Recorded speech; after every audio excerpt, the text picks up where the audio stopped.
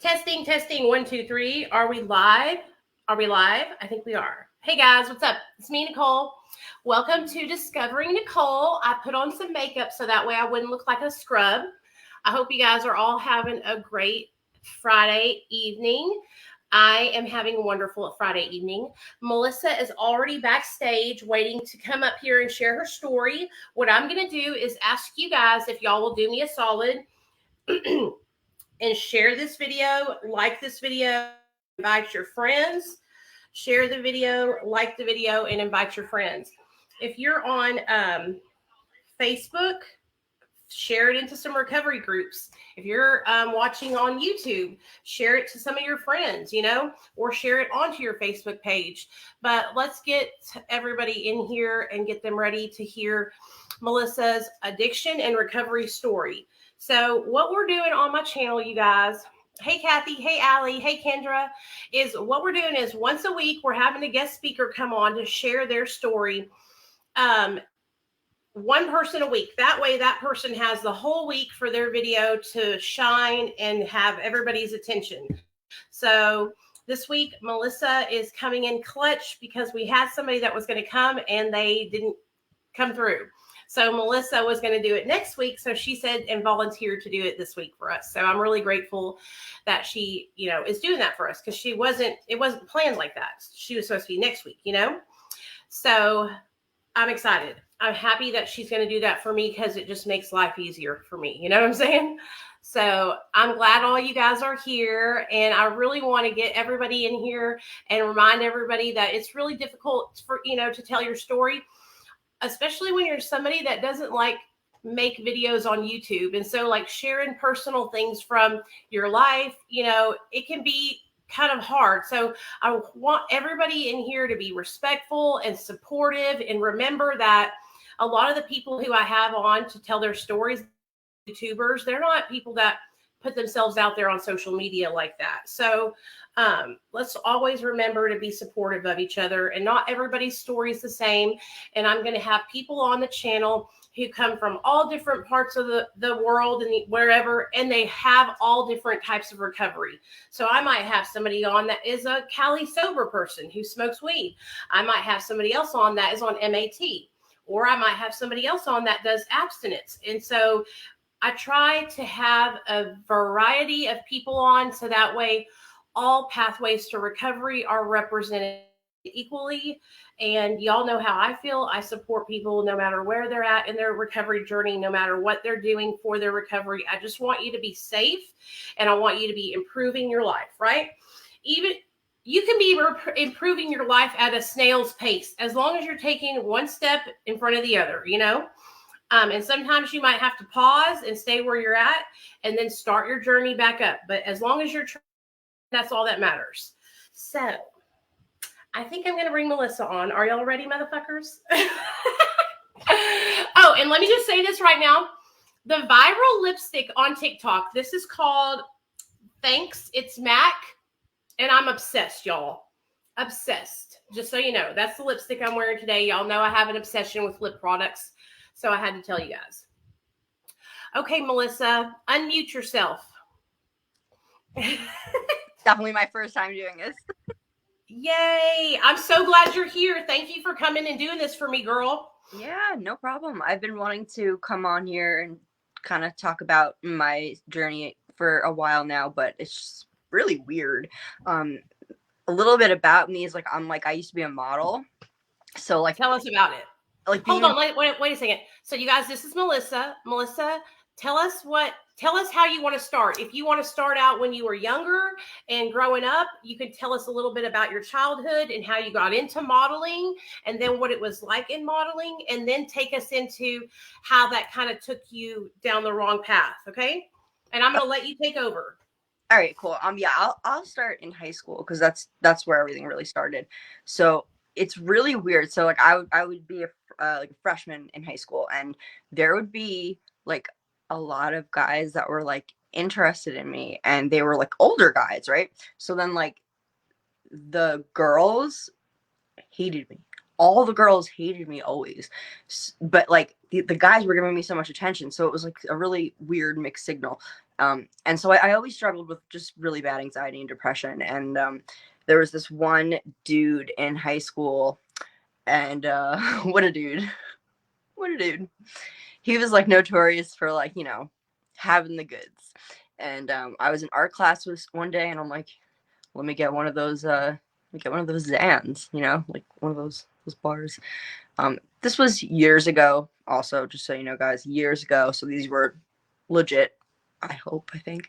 And Yeah, back in the day, you could just get like pills and you yeah, didn't have to worry about them being pressed with fentanyl or something like that. So that was when I was in active addiction, it was like that also. Like I could buy pills and it was what they said they were. I didn't have to worry at all. yeah, like you didn't even think about it. Like, is this pressed? But well, I'll kind of get into that later. But yeah. So he kind of just literally slid one across like these like long wooden art tables to me, and I slipped him a 10. And I don't know how, but I ended up getting in trouble for that. Like the first time straight out the gate ever. Well, that wasn't the first time, like ever. I started smoking weed and like drinking before then, but then that's what led me to meeting him, like just being in like the wrong crowd. Like he was obviously smoking and drinking and hanging out with that crew. I don't know why I thought they were cool. Probably some dudes I liked in them, like whatever. But yeah. Let me just close that door real quick, because yeah. And when you come back, I want to know what it was like the first time you took a Xanax bar. I want to know how Oh, did you feel? What did you think? All that kind of stuff.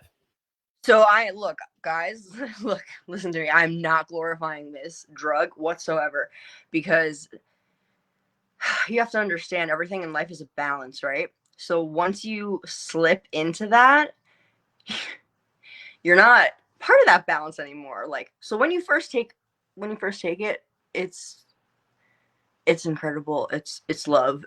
It feels like love. Feels like a hug. Nothing matters. Like, you can do whatever the hell you want on that shit. Like, I'm motherfucking boss on that shit. But That's how I felt too. I felt like I was invincible. Did Xanax make you steal? oh yeah, totally. And like, not like without even thinking about it, like I've had some pretty low moments with that. I remember I had a friend that had passed away. So she was like a good friend. She dropped us off at a party, and then she went into New York City. We weren't really old enough to start going into the city, but like we knew that, like, because we were from New Jersey, like right across the bridge. Oh, So okay. yeah, so we knew that, like, you go to New York City and like shit's popping. So she had gone there, and she like went to a bar, met some guys, and ended up like taking a motorcycle drive with them. And one of them was just going so fast on the bridge, and there was like a big ass pothole, and the bike, kind of did like it just did a 360, and she passed away. Oh man, I'm so sorry. I was just really heavy like into the use then. And I was at Lord and Taylor, and like I don't know if it was planted, but there was like, like Lucky Brand has like those stack rings. Uh-huh. Yeah, and like they had one, and like there was just a bunch of like rings laying on like the glass counter, so I just like slid them into my bag. And then when I left the store, there was this woman out there, and she's like, "Ma'am, we're gonna need those goods back." And I'm with my grandma, like the sweetest little German grandma. She's like, "I don't know what's going on. Did you steal something? What did you steal?" Yeah. Like crying, and it's horrible. And then so they bring me back there, and luckily I was under 18, so like they didn't do anything, but they're like, you can't come back here for another 2 years. If we see you here, we're gonna arrest you on spot, stuff. So Right. like that was horrible, like thinking back to it, and like I thought nothing of it at the time. I was just like, sucks, because like my family, they're super conservative. Like they didn't really like know about like going to the city and like cool things. I just thought it was cool. It was terrible. Did your parents have any idea that you were using or anything like that? Did they suspect it or? No, I don't think at that time. I was struggling a lot with like my mental health, so I was going a lot to like the principal and like the guidance counselor, and like some mental hospital trips, with unaliving kind of thoughts and actions. So I think they were mostly concerned with that, but they did eventually find out, because once I would get in trouble, my school would send me to go get a drug test, and I had Mhm. a drug test in order to go back to school. So when I take the drug test, it showed up like whatever I took, you know. So it would either be like the Xanax, or I started getting into like Molly, pressed pills. I never did opiates, so all throughout high school, on drugs, and I mean, just getting worse. Like the thing is, like when when you take Xanax and you drink, you've talked about this on your channel before. You can die. Oh my god! Oh my gosh! It is a whole nother level. Like, Yeah. whoa. So I don't recommend it to anyone. I have had numerous friends who have passed away from that, and it's very sad because I mean, there were some friends that passed away that had a history of use. So it's Yeah. horrible, right, for anybody to pass away. But like the situations where people who would normally just be like smoking weed and drinking, like they would be hanging out with like a different crew and they were like doing drugs, and then one wild night and like Tim's dead. Like, what? Tim's dead? We're like Yeah. 17. Like, wow. People are dying, so really, really sad. And this whole time, my mom's a single mom. My dad is an alcoholic, diehard alcoholic. He literally has he has cirrhosis of the liver right now.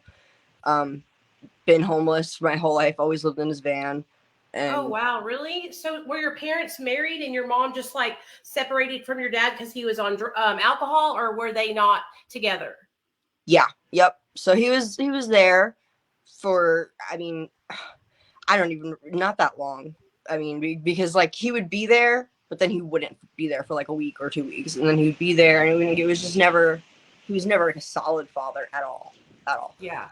So I always knew he was sick, and like they would fight like crazy. Oh my gosh, it was bad. But like, I mean, the last time I saw him was on Christmas, not this one, a few years back, and he had 12 Long Island iced teas because I got the receipt from the restaurant. 12 Long Island iced teas. I'm sorry. How are you still conscious? Like, Dude, I used to slam some Long Island iced teas when I would go to the bar. I don't know if I don't think I've ever had 12, but I could slam about 7 of them bitches. it was crazy. So I guess I definitely got that gene, unfortunately. But I mean, I'll get into it later. It's unfortunate, but like I said, everything's a balance, so it's really not. But yeah, drugs led me down a really dark path. And like you have to understand, guys, like I come from like a very wealthy area. Actually, Bergen County, New Jersey is like kind of, it's not kind of, I don't know, it's rated number 2 against Orange County, like the Oh, number wow. county in the like in this nation. So like the people that I was going to school with, like, I mean, they had so much money, like their parents all, and like there was a lot of like mafia and stuff, and like crazy stuff. Everyone was mostly like Italian, and I mean, we had fun. We had a lot of freaking fun. Like, I had a group of girlfriends, of course, and this one in particular, we did everything together. And another one of my girlfriends, they both live in California now, which is funny because I might be thinking about taking a trip to California to see Dr. B, but that's a different subject. Yeah. Yeah, that's a different subject. I'll go at the same time so we can hang out and meet. Right. One of my girls actually did that when I was there last time, and we got to meet in person, and it was so cool because I don't know, it's just so neat whenever I can be like there, and I don't know, it was really cool. You know what I mean? I would love to meet you though. That would be awesome. Yeah, I don't know. We'll see. We'll see what happens in life, but like I would mostly hang out with my one friend, and we would go hard, and we would be getting Xanax bars for so cheap, like $2 each, and so Mhm. be taking them, and then we would be going. And then we started going to the city, so then we would start just everything, cocaine. Can I say those things on like out? Yeah, say that shit. Okay, that. Yeah, say anything you want to. I don't care if the video gets demonetized. I just want you to be honest. You know what I'm saying? Tell us what was going on. Yeah, so basically, like, there were house parties going on in New Jersey, so I would go to house parties, and then like I retired from that. Like, I knew that there was like more shit going on in the city, so I started going out in the city, and that's when I started really getting into like other drugs. Because in the suburbs, there really were only like pills, like Yeah. as far as like drug use goes, like maybe a little bit of cocaine, but yeah.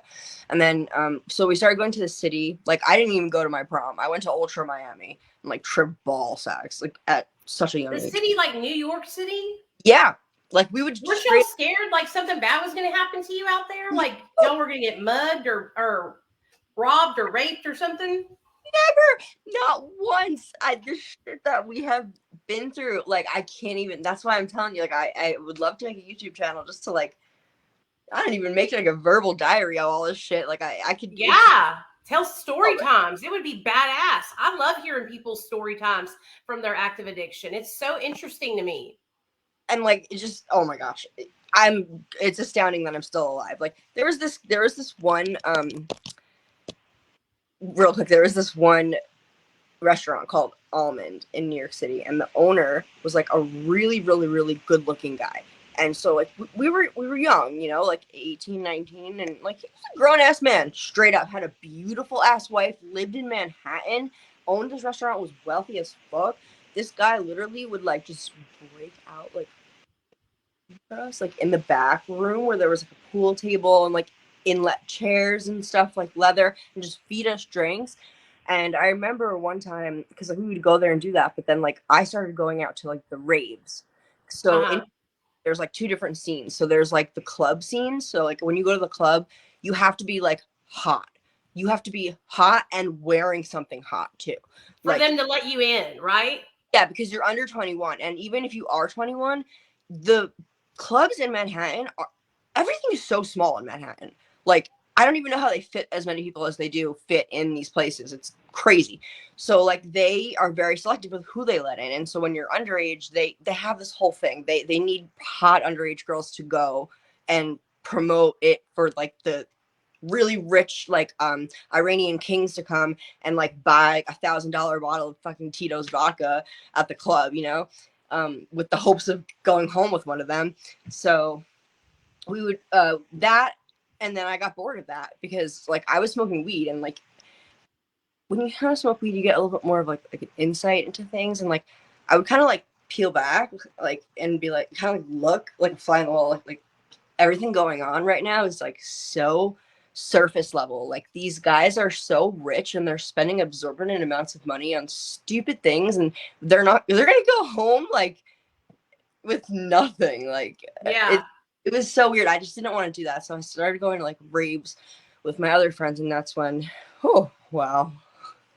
What was it like? Okay, so I've been to raves here in Little Rock, but what was it like? What kind of drugs did you do when you went to raves? What did you wear? Like, tell us kind of like what the scene was like. Oh boy. Yeah, it was amazing. I'm not gonna lie. It was amazing. I cannot vouch for that now. I would probably guess to say that it is nothing at all like how it used to be. And it probably sucks now, honestly, after COVID. Probably sucks. Yeah. But I don't recommend any of this to anyone. Like the people that I was hanging out with at those clubs were like grown ass men picking out like the colors of flowers that they wanted at their weddings and then having a side bitch that they banged all night Isn't and, that crazy? and Like did at the club. when I think back to when I was younger, I was hanging out with dudes that were like 27 years old and I was like 17.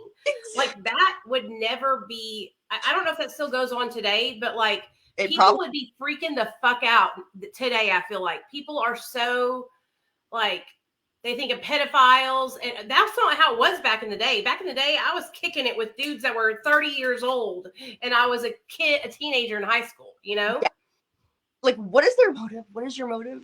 And then like now we can see it and it's super creepy. But Yeah, yeah. we would end up going to these raves, and you know, I never got roofied, but my friend did. Like I heard of other friends getting roofied, but I saw this girl get roofied. We went to the club and we already pre-gamed and we already took like exams. So we were kind of like effed up. And she Yeah. went started getting free drinks from like every table. And she came back to our table and was like a dead weight. Like we had to leave. Like she was like dead. It was scary. But anyway, thank God nothing ever ended up happening. But the raves were incredible. So that the fashion also is what I loved. So like I would like buy like we would all buy like really cute outfits, like cute little butterfly like sequin things from like Doll's Kill, and like we would in like those furry boots, you know, those furry boots. Oh, Yeah. so nasty to think about it now.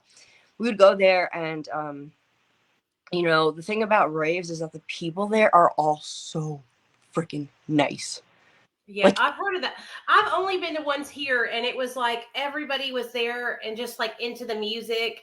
And like a lot of people were on ecstasy. And so everybody was just like loving each other. But it also gets really hot in those raves if it's inside of a building. And my sister had a friend that went to a rave, and it was inside this building.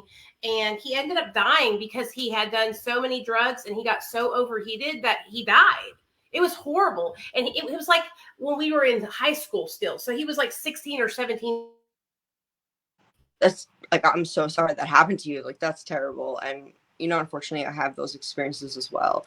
But we I went to a lot, so I actually traveled a lot too. Like I went to Michigan, I went to like upstate New York to go to like festivals and stuff. But Uh-huh. I mean, as far as like the use goes, like everything was there. I don't know what it was about me. I must have some sort of angel like looking over me because I never wanted to do heroin or opiates ever. I don't know what it was about it. Something must have happened to me younger that was just like, if you ever see that, run. Like it was like the scariest thing that instilled in me. I don't know why. I mean, I'm grateful for it, but I remember the first time I saw it, I was at my friend's house in Norwood. Somebody brought it out, and that's exactly what I did. I ran. I literally just ran out of the house and just walked my ass home. I used to So be afraid of heroin too. I was too. I shot oxys, I shot Dilaudids, I shot morphine, but I was scared to death of heroin. And I'll re- never forget it. This guy had some, and he had it inside of a capsule, and he pulled it out and he dumped it out, and it was like, it looked like cocaine, only like an off white color. And I was like, oh, that doesn't look too bad, you know? So I shot it up.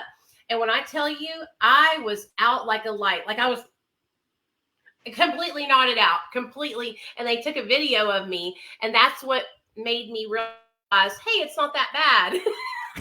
You know, I warmed up to it, but I was really afraid of it. I thought that if you did heroin, you were going to die like right away. yeah, that's like right, like straight up right away. And you can, I especially had watched Basketball Diaries with Leonardo DiCaprio, and I think that kind of like made me freaking scared of it, you know?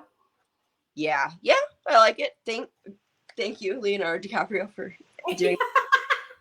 But yeah, I mean, the thing that was the best at the raves was Molly. I liked that the most, and then eventually LSD. Um, but the like again, like the pressed pills, like I mean, who the fuck knows what was in those bitches? No one, Right. no one. How, I remember how being old are you now? How old are um you now? still in high school, like No, how old are you now, right now, in real oh life? now 29. 29? Okay. So you probably remember, I think, back in the day when we would get ecstasy, it would be these big, like triple stacked little itty bitty pills. And they came in like, they would be red with an apple on them, or blue with a Superman emblem on Yeah, them, or green with, you know, those kind of things. And they were thick and they were little. And honestly, when I would take them, they made me feel like I was on meth, only like kind of different. You know what I mean? yep. For the most part, same with me. I remember the first time I took them, there were like these pink hearts. I took one, I took half one, loved it, took another one, and then took the other half, loved it. And I ended up taking two that day. And like I was just like touching on myself. And like I remember like I was holding a cup of water and I was like, guys, like we need to go get water. You know, like I'm really thirsty. We need to get water. And they were like, yo, there's like water in your hand, and just like oh it was so much fun, and then like just shrooms and acid and just partying for years and years and years. And once the party like that kind of partying, so college happened. um College happened, and I mostly would hang out at my house because I would go to school in Manhattan and then take the bus back home to Jersey. And the saddest part about my addiction, I think, besides the potential of death, um, the potential of ruining connections with my family, was losing somebody in my life that I think could have been possibly like my soulmate kind of Oh thing. man. Yeah, we would hang out like every day, all the time. And he literally told me, like he straight up told me, and I remember this after the fact, like a year or two after, he told me like, you know, the people that you're hanging out with are kind of sketch, and like you're taking a lot of pills, you know, like you might want to like cut down on that. Like I'm not really trying to be around like these kind of people, you know. And then Yeah. he started dating this girl, and like they were like in love for so many years after that. And then once I got sober, I had a dream about him, and I completely forgot about this. I forgot about him, like as an entire person. So like I felt so bad, like the guilt that I felt. Like I was like, okay, wait, so like Christian, like his name is Christian, whatever. He's not going to see this. Christian, he happened, like that happened. Wow. So like I called him and everything, and he was like, if I knew that at the time, you know, I would have been all over you. But like, yeah, like, and so like taking a step back and realizing that is shitty as hell, because when they say that you lose people through addiction, yes, they mean like through you know, overdose, like death, but it's also things like that. Oh It's like, yeah. I lost so many friends because they said, Nicole, we love you, but like we can't watch you kill yourself. You know what I mean? Like, and they totally disconnected themselves from me. And I'm talking like friends that I had since kindergarten. Like my best friend Candy, I'll never forget it. I was living with her and I was coming home every night so fucked up on Xanax. And I remember one night I went to the kitchen and I got chocolate cake out of the refrigerator and I took it into my bedroom and ate it in the bed. And I had chocolate all over my face and I had my hair up in one of those buns that I always put it up in. And she got home and she seen chocolate everywhere. And she came in there and grabbed me by my bun and threw me the fuck out. damn. I mean, I just think it's funny because, like, you know, I have such a chocolate addiction, and so I can just like picture that whole. She was like, I cannot watch you kill yourself. I love you, and bitch, what the fuck are you doing with all this chocolate cake everywhere? Yeah, so that's what ended up happening because, like, you know, the people got serious like about their lives, you know, like people like stopped Yeah. doing. I didn't.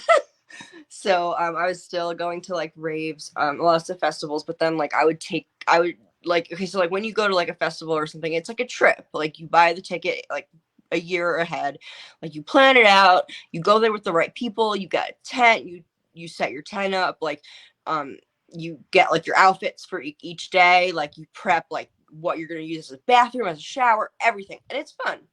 Um, but the drugs, I mean, like you just kind of like are in like a vortex. It's You're not in reality at all. So Right. I spent a lot of the time when I like in my drug use, basically like not in reality, like not progressing, not like learning like anything, not learning like money management, like not learning how to budget, not learning how to invest, like nothing. And it I was unfortunately, like that for a long time too, girl. yeah, like I it's understand. like my life.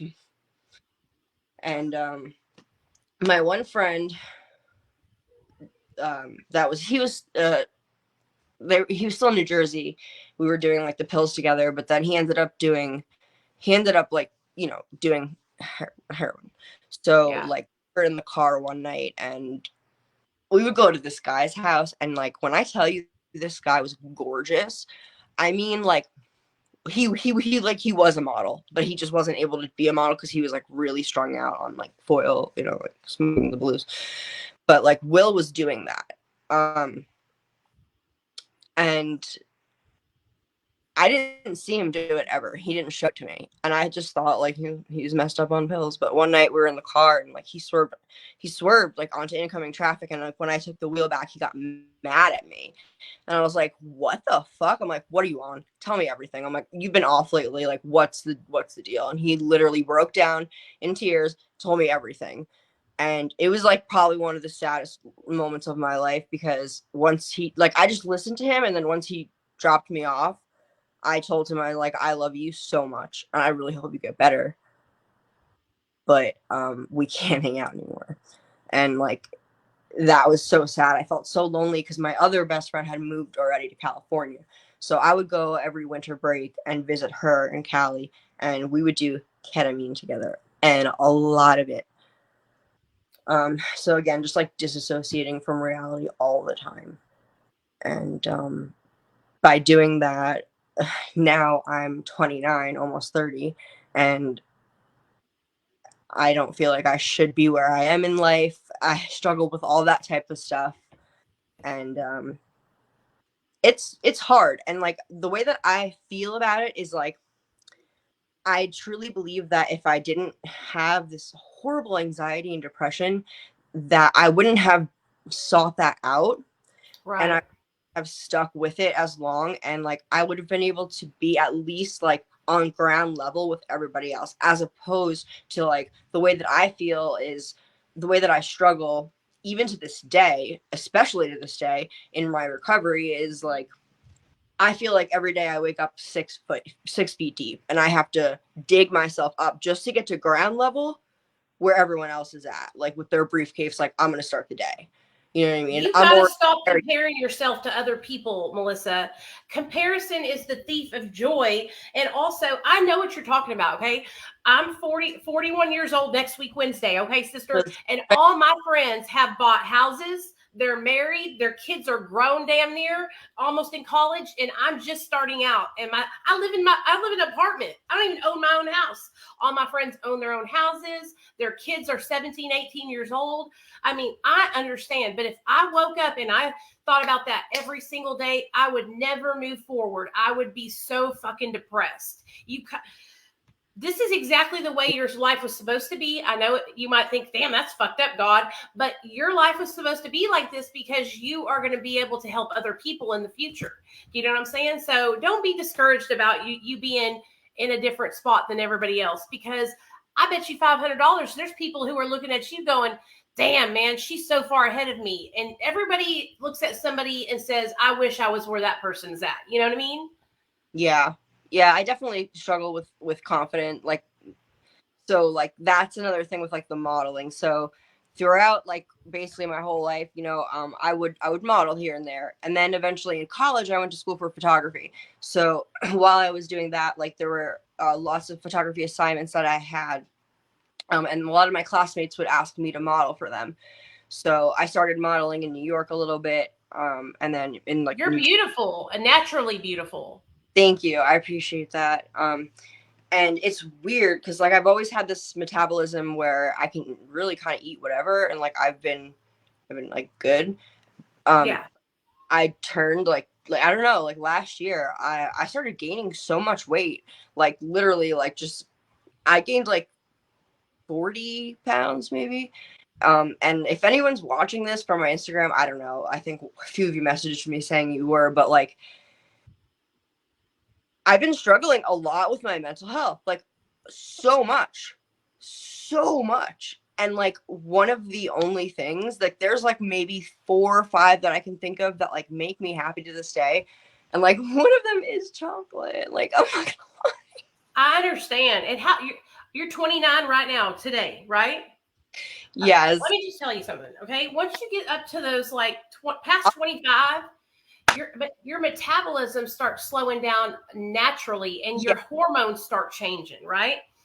Plus you got sober off drugs. So that's why it's like a natural progression of life, you know what I mean? So when I turned 30, it was like my metabolism felt like it shut down. I used to be able to just run around and do all these things, and I was skinny. And so when I got sober, I got fat.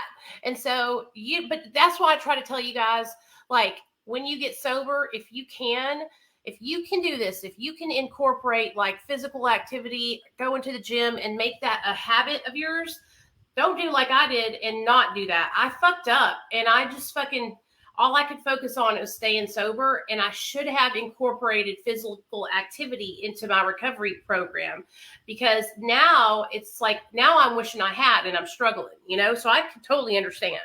That's a good point, actually. Like, I feel like, if you ever have the opportunity or you're around people who, have the authority to make like recovery programs, that should be like maybe like more highly prioritized, because like Yeah. exercise like helps with so much, like we all know this. We all know it.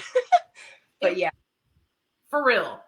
Yeah, I mean, so I would say at the height of my, I would say like I'll just say like at the height of my addiction, and then when I got clean, and like life how it is now, I guess. Um, at the height of my addiction, I don't remember most things, and they came back to me in dreams. So like this one girl, I remember we were friends for a really long time, and like we were super super close, but I didn't remember her. Um, and I can't find her now. Like it's so weird because these people, like I can't find them anywhere on social media now. Because I want to reach out to all of them and be like, oh my gosh, like hey, like how are you? You know. Um, but yeah, I don't remember a lot of shit from my addiction too, girl. I remember I went to the bathroom and I had just picked up and I had like a whole like bundle of them like in my crotch, and I forgot that they were in my crotch. And I went to the bathroom and I flushed without looking. And then as I got up, I saw them in there and I was like, oh my God, like they were gone. Gone. I was so That pissed. sucks. It was bad, really bad. And then, yeah, I ended up getting clean because I was dating somebody who was supplying me. And then I didn't realize like that once you don't, like you can't just go, I didn't know you can't go cold turkey. So like I just went home and like was really depressed and just thought I was super depressed because like I just broke up with him. Like he, whatever, like we just broke up. But I was like really bad. Like I was suicidal at that point. And so I called my friend and I told her, I'm like, it's not going to end well tonight, or options are looking pretty bleak. We got the tracks and we got the hospital. Not sure what we're going to go with. And she's like, no, honey, like, let me call someone for you. So she called someone. I went there and he told me, like, thank goodness that you came to me because you would have ended up in the hospital in a 72-hour psych hold because you would have, like, having a seizure, like, because you were coming off of benzos. And I was so afraid. And I remember he wasn't warm and cuddly, you know what I mean? He was very adamant because I wasn't paying him. I didn't have he didn't even accept insurance. Like, but like he told me, he's like, I'm gonna take you on as a patient because this person like gave you as a referral and said you need help, and I understand that you need help. Look, we lived in an expensive neighborhood. He's like, look at my house, I don't need your money, like type of thing. And I was just like, this is a real ass dude. And Yeah, that's how Dr. B is, I feel like. Like, he takes on people like that, yeah, like pro bono, I guess you could say.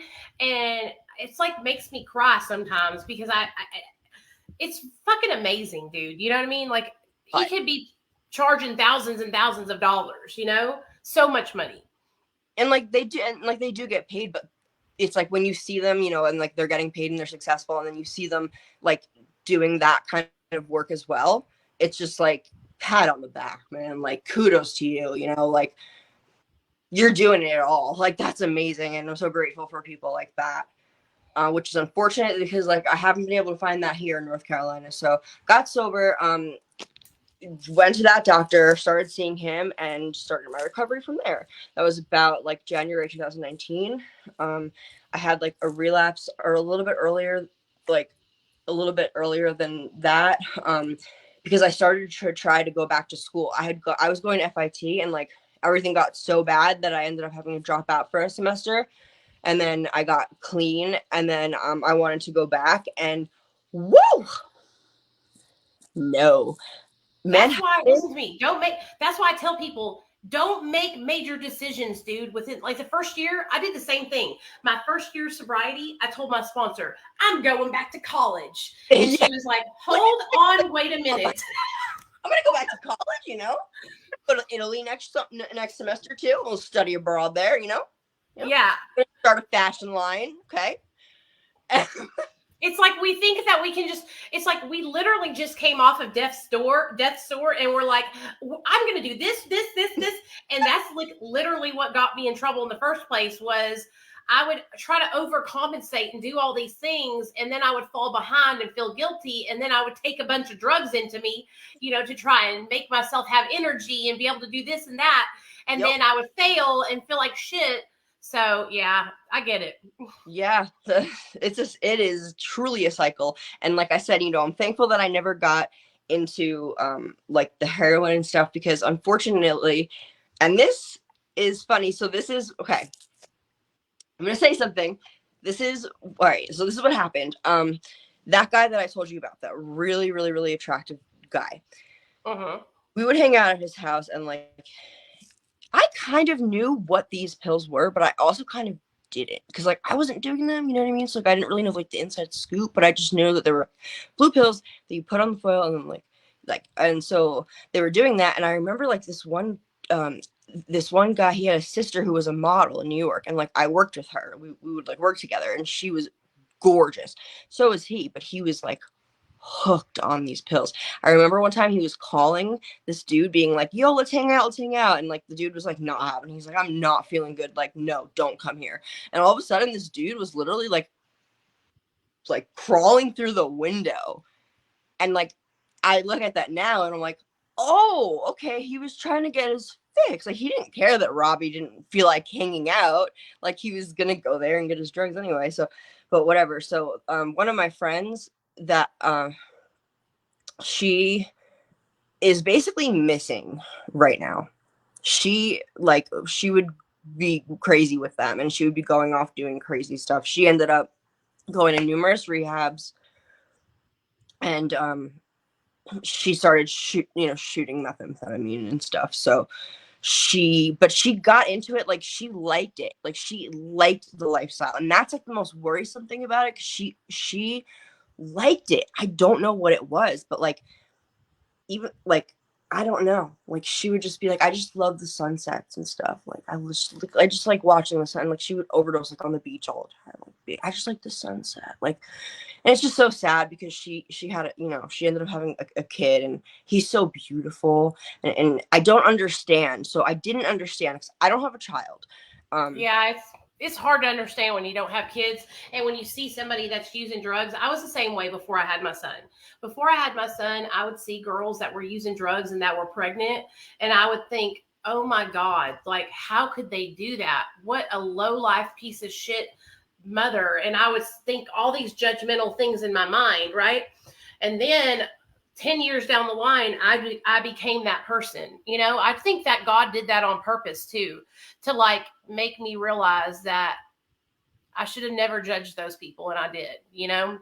And also I think you are a light worker now. You're able to help so many people, and I think that's that's just your path. Yeah. Definitely. And like that like the kind of addiction that you had, because like you said, there are levels to this. Like there are, you know what I mean? Like you could absolutely be just addicted to alcohol, but when you're drinking 12 Long Island iced teas, I mean, are we going to compare that to doing shots of I don't know. Addiction is addiction, but there are levels to it. I mean, Yeah. like the most that I was out of it, I don't know. I would just combine so many different drugs to the point where I would be so out of it, but there was always like a certain level that I wouldn't not allow myself to go past. And like, I can't explain it any more than that. Like there was just a line that like, I just couldn't go past. Like, I don't know. It was just weird. So If you had continued going on, though, I believe this is what I truly believe, because there was a time where I was like that too, where I wouldn't let myself go to the next level. I wouldn't let myself shoot up. I wouldn't let myself get with dudes that had drugs so I could get drugs for free. Like I didn't do those things. Like the first 7 years of my addiction, I was like totally against that. But eventually what happened was I would start crossing over that line and dipping my toe in it and then pulling back and going, oh, I'm not doing that. And it just like happens so quickly how it progresses. Like I was just like you. I was raised up in a good family. My parents are still married to this day. They're great people. They work hard. They raised me and my sisters. And it was like that. What happens is the drugs, they change the way you think, and they make you drop your boundaries. They make you say, well, it's not that bad if I fucking do this, and the next thing you know, you're going all the way. You know what I mean? yeah, it messes up your perception big time. Yes. I mean, like I was saying in the beginning, like this whole time, my mom was struggling. She was a single mom, and like my brother, I have two younger siblings. one of them's a younger brother, and like he would always be super mad at me. I remember one time like I tried to like unalive myself, and he was so mad at me, and I was like, I don't understand, why are you mad at me? I was like, I need help, like help me. But like, how do you say that to like your younger brother, you know? And then like once I realized it, it was like he had resentment towards me, right? Because he was trying to do things at 13, 14, 15 to elevate himself and my mom, and I was just doing everything to crumble it down. Because whenever I Yeah. was in trouble, my mom would get called and she'd be at work, so my grandparents would have to deal with it, you know. And like my dad was not involved, like I said, he wasn't there. So I have a lot of shame and guilt to this day for that. And it's unfortunate because like my little sister, she just started going to therapy, and like she's been bringing stuff up. So for anyone out there who, you know, might still be like in active addiction, I hate to say this, but try and do things now to like undo the damage that you've done, even though you think you might, like maybe you can't see it. Because my sister now is just going through that journey, and I'm going to have to be a part of that in some way, shape, or form, because she's going to want to Yeah. talk to me. So it's like, okay, I just thought that I got over the hurdle with my brother to where we're at a good point. But like, you know, now I realize these things about my sister, and it like the damage that is done to anybody, like, you know, who is in that selfish mind state for that long. Oh, it just goes so many layers deep. But we do recover, and we're here, and Nicole created a phenomenal community for us. I'm super grateful for you. I'm super grateful for this I love community. you, girl. Like, this is some real shit here, you know what I mean? Like, this is not bullshit. And um we you know, I really believe in life, you know, like you really have to find that peace within yourself, to where you don't have to rely on other people, but we do get by with a little help from our friends, that type of thing, you know. Yeah, yeah.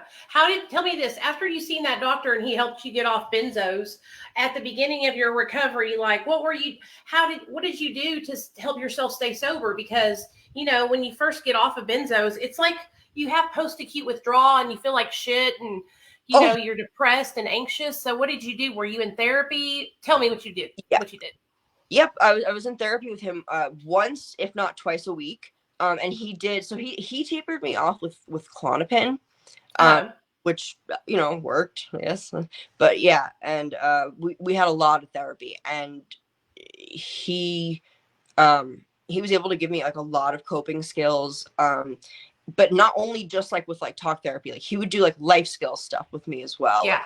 you know, he would teach me about, like, I would just tell him like certain things from like my childhood, and he would just be like I would just be talking about like normal, he'd be like, wait, you realize that that's not normal, right? Like, you don't talk to your mom, like, or like something like that, or like your dad's not supposed to do that, or like whatever.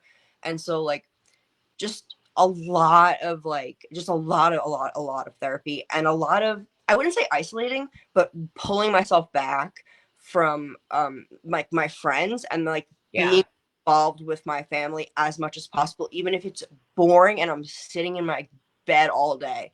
I'll get a pet, like anything. I just want to be here with my family, and like that's like kind of what I do, I guess, in my recovery. um like spiritually, physically though, yeah, I do utilize medication assisted treatment. I do take an SSRI for my depression and anxiety, and I do take Adderall for my ADHD. And oddly enough, it really helps me with my anxiety as well, because it kind of helps me to like hone in on a subject as opposed to having these busy bees everywhere. And I do also utilize medical marijuana. Man, So I wish I could get medication for ADHD so bad. I feel like I would be so fucking amazing if I could get some fucking treatment for that shit. I feel like I get held back so much because that's what happens is I don't know how to explain it any other way than it just like procrastinating of all these things that I need to do. Like you today, when you were messaging me, like you don't understand. I was waiting till the last minute to get this link up to get you on. It was just like, and I could have done that 2 days ago. You know what I mean? And had it all always like perfectly done. I'm always like that, and I always think people are gonna judge me, and like I kind of like recognize that, like that you were kind of like me in that aspect, and so like that also just like makes me feel chill about like your channel and just everything. But yeah, Listen to me. If you got to be on Adderall, if you got to be on medical marijuana, and your SSRI, and that helps you to stay away from benzodiazepines that were ruining your life, like that is recovery to me. That's why I get so angry when I see people that talk about people that are on medication. Like, it is absolutely okay to be on medication. Like, medication was created so we are not all crazy running around killing each other. You know what I'm saying? Like, and so it's discouraging whenever I felt so horrible getting on medicine because I was indoctrinated into the 12-step fellowship. And the only thing I ever heard was abstinence, abstinence, abstinence, abstinence. I consider myself abstinent because I take my medication as prescribed. To me, that is abstinence, you know? And so I will forever advocate for people that need to use medication to be able to use medication. Yeah, one thing about me is like I'm really stubborn with like other people's beliefs, and if I don't believe in them and they try to indoctrinate those beliefs onto me, I'm out like a light. So when I first got sober, I had a really good friend who I just spoke with the other day. Actually, she's still doing well, and she took me to she took me to some meetings, and like no, nope. But like I'm telling you, this doctor that I was seeing, like he was it. Like he was all I needed. Like him and like what the resources that he gave me, like once I just listened to them, like easy peasy. So that was just kind of how it was for me. But I'm so proud of you, Melissa, and I'm so glad that you came on tonight and did this for me. For having I have to ask you this before I get you off here. I want to know this question. I ask every person at the end. I want you to imagine that somebody is in the audience right now and they're watching this channel and they're listening to your story and they're strung out. They're fucking depressed. They want to end their life, but they know they shouldn't, and they know they need to get sober. Like, what are some things that you would tell somebody that's kind of on the edge? They're thinking about changing their life, but then they also feel shitty and don't want to change. What would you say to that person? Don't feel bad about where you're at, because I lingered in that place for a very long time, years. And then also, I would say be your own advocate, start using the resources that you have. If you don't think you have any, you're wrong. You do. You really do. If you have a cell phone, if you're watching this right now, you have resources. Yeah. You start using them to better yourself, and try not like I know it's gonna sound hard, but try not to rely like so much on others as much as you can. Like if you can like find like one person like that you really trust, like kind of like try and like do it easy. If you feel pressured at all by like anyone or anything, center, any doctor, place, whatever, like it's okay to leave. It's okay. Do it at your own pace, be your own advocate, and join a support group similar to this, like, because this is like the real shit. My cousin just got her master's degree and she's working as a social worker, and bless her heart, do I love her. But she has no experience. She's never even smoked weed. Like my aunt is a white picket fence person. I tried to go to her when I had problems, and like she would be like, "Oh, honey, that's something you talk to your mother about." Yeah, it's crazy. Like, I don't know why. I know, I understand why people get into these jobs and they never had any experience, because maybe they want to learn, but it makes it hard for people like us who are really struggling to be able to talk to them because they don't understand, It all comes down to money, because they have enough money to go to the school to get the degree. Yeah. Like I believe currently that is changing. That is starting to change. And I really believe that you're a great example of that, because you started YouTube telling your story, and then you got connected with Dr. B, and he saw potential in you, and he was like, "Oh, okay, she doesn't have a master's degree. What is that? What is a piece of paper?" You know what I mean? Like, and like, look what you're doing. More than my cousin, I can tell you that. I feel very fortunate because of that. Dr. B really gave me an opportunity to be able to help people in a way that I probably would never be able to do. And I'm grateful for that, for real. I really am. If people are struggling, like it's the conventional ways. Yes, you're probably going to utilize conventional ways, but really, I'm telling you, like support groups, like peer support groups are really can be really helpful as well. So I would, I agree. like, maybe like joining one of those in conjunction with starting to see your doctor or going to detox. Just do it. Like you have to do it. So one way or another. I mean, the drugs nowadays aren't even drugs. Like I'm sorry, but like what do you like, what do you think's They're gonna poison. what do you think's gonna happen? Right. Might as well just start now. Like, love you. We all love you. Everyone loves you. You're so loved. You're needed. You're worthy. You really are. You are worthy. So just Absolutely. start the journey. Like, we're all here for you waiting. Oh, Melissa, I'm so proud of you, girl. Thank Y'all, everybody give Melissa a round of applause. I'm so proud of you. You did amazing. You look beautiful.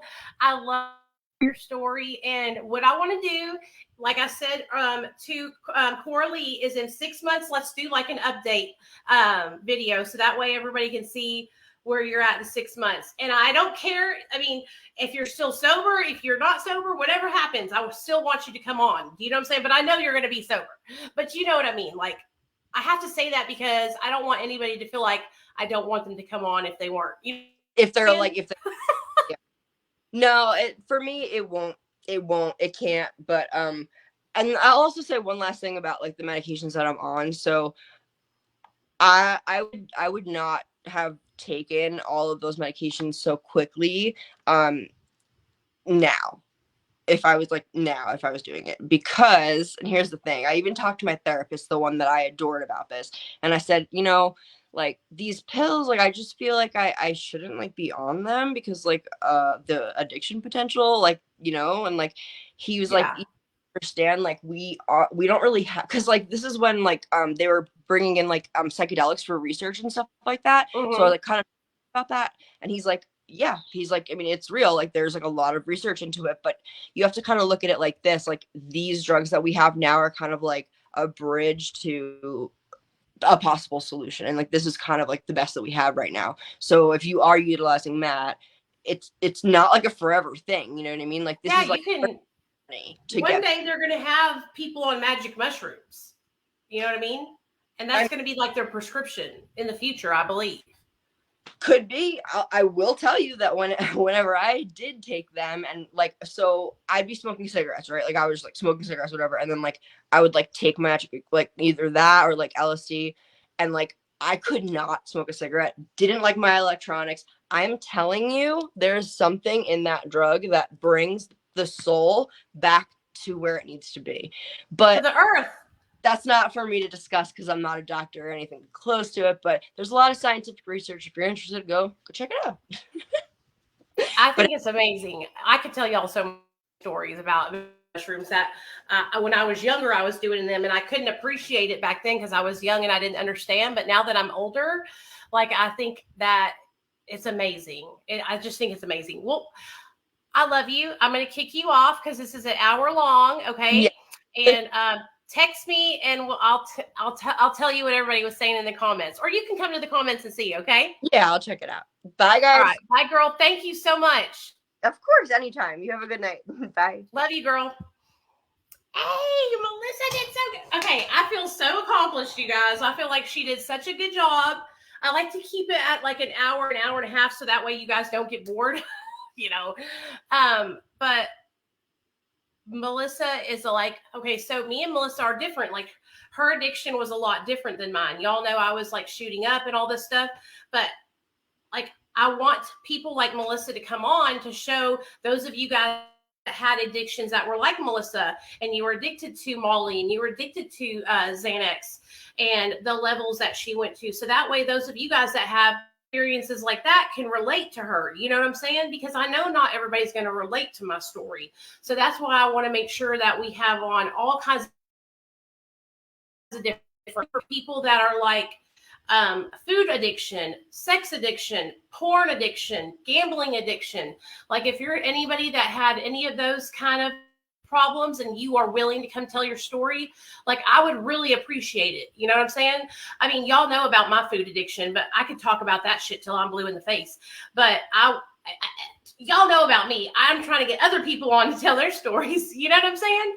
But Melissa has media, you guys. So what I'm going to do whenever I upload this video on YouTube is I'm going to link her social media if you guys want to go follow her. And like I said, she's been a long time supporter of mine, and I just really appreciate her because today she just right. I needed somebody to come tell their story. She didn't think twice about it. She said, I'll do it, and stepped right up into the place. And I really fucking appreciate that. Like, that means a lot to me. So I hope you guys enjoyed her story. Those of you guys that are members of mine, because we had the live stream this evening, we're going to do our members only and patron only live stream tomorrow evening. Okay. Tomorrow evening at 6 p.m. Central Standard Time. I'll set the reminder for you guys and I'll put it in the community tab and in Patreon, just for those of you guys that don't know. Yeah, and I just had a good time. I hope you guys enjoy these stories when people come on and share their story. I really enjoy it, so I figured other people would. Like, some of my favorite kind of meetings to go to when I went to like meetings outside of my home was speaker meetings. Like, I love that shit. You know what I'm saying? So I hope you guys enjoyed this, and I guess I'll see y'all later. Okay, I'm gonna be in the comment section, like responding to everybody and talking to you guys.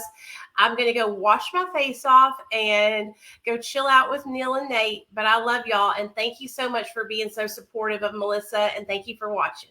And if you need anything, you know how to get a hold of me. Love you guys.